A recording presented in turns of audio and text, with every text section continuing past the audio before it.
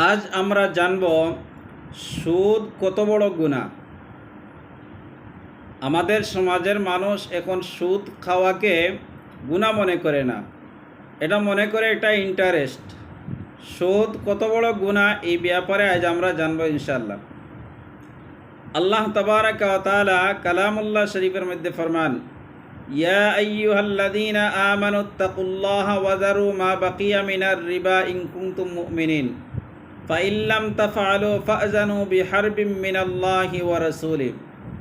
আল্লাহ তাআলা বলেন, হে ঈমানদারগণ, তোমরা আল্লাহ তাআলাকে ভয় করো এবং তোমাদের সুদের অতিরিক্ত সেগুলা তোমরা পরিত্যাগ করো, যদি তোমরা প্রকৃত মুমিন হও।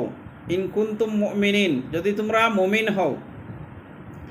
এরপর আল্লাহ তাবারাকা ওয়া তাআলা বলেন, ফাইল্লাম তাফআলু ফাআযানু বিহারবিম মিনাল্লাহি ওয়া রাসূলিহি। আর এটা যদি তোমরা না করো তাহলে আল্লাহ ও তার রসুলের পক্ষ থেকে তোমরা যুদ্ধের ঘোষণা গ্রহণ করো। তাহলে বোঝা গেল সুদ এটা মারাত্মক ধরনের গুনাহ। সুদ গ্রহণ করা, সুদ দেওয়া, এগুলা হচ্ছে আপনার আল্লাহ তাআলার সাথে যুদ্ধ ঘোষণার সমতুল্য গুনাহ। রাসূল সাল্লাল্লাহু আলাইহি ওয়াসাল্লাম এবং আল্লাহ তাআলার সাথে যুদ্ধ ঘোষণার সমতুল্য গুনাহ। এখন আসি আমরা রাসূলুল্লাহ সাল্লাল্লাহু আলাইহি ওয়াসাল্লামের একটা হাদিস ব্যাপারে জানি।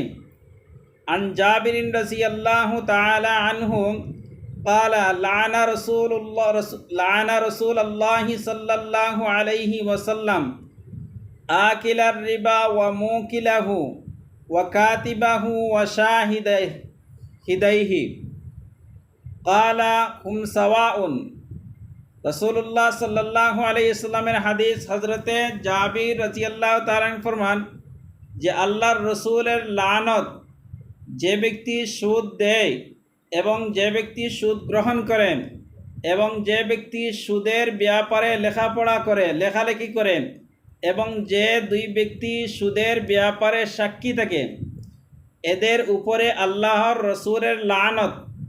এবং হুম কালা হুম সাওয়াউন, এবং তিনি বলেন এই চারজন ব্যক্তি সমান সমান গুনাহের অধিকারী।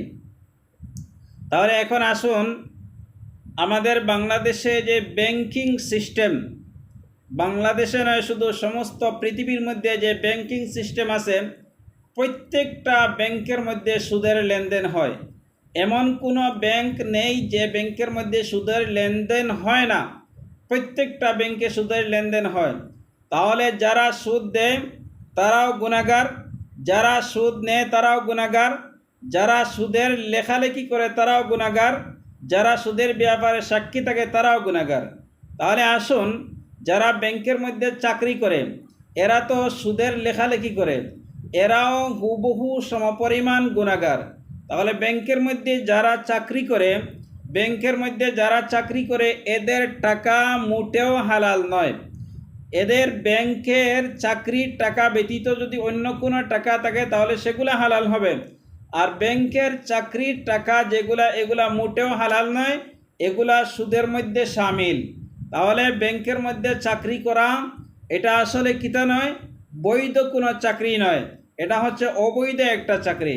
কারণ রসুলের হাদিস যে এরা সবাই সমান, এবং আল্লাহ রসুলের লানত এবং আল্লাহ তাবারাকা ওয়া তাআলা এবং রসুল সাল্লাল্লাহু আলাইহি ওয়াসাল্লামের সাথে যুদ্ধের ঘোষণার সমতুল্য গুনাহ। অন্য হাদিসের মধ্যে জনাবে রাসূলুল্লাহ সাল্লাল্লাহু আলাইহি ওয়াসাল্লাম বলেন, যে ব্যক্তি 1 টাকা সুদ গ্রহণ করল সে 27 বার তার মায়ের সাথে জিনা করলে যে গুনাহ হবে সেই পরিমাণ গুনাহ হয়।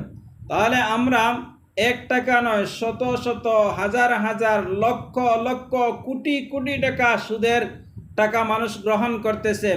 এদের পরিণতি কি হবে, এদের অবস্থা কি হবে? ভাই দোস্ত আর বুজুর্গ, আমরা সুদ থেকে হেফাজত থাকি, সুদ খাওয়া থেকে হেফাজত থাকি, সুদ দেয়া থেকে হেফাজত থাকি, সুদের লেখালেখি থেকে হেফাজত থাকি, সুদের সাক্ষী থেকেও আমরা হেফাজত থাকব। যদি আমরা দুনিয়া এবং আখিরাতে উভয় জগতে সুখে শান্তিতে বসবাস করতে চাই তাহলে এই সমস্ত লেনদেন থেকে আমরা প্রত্যেক হেফাজত থাকব। ভিডিওটি যদি আপনাদের ভালো লাগে তাহলে শেয়ার করে দিবেন, অন্যের কাছে পৌঁছিয়ে দিবেন, এবং ইউটিউব ও ফেসবুক থেকে যদি দেখেন তাহলে ইউটিউবে সাবস্ক্রাইব করবেন আর ফেসবুকে ফলো করবেন এবং কমেন্ট করে যাবেন। ধন্যবাদ, সবাই ভালো থাকেন।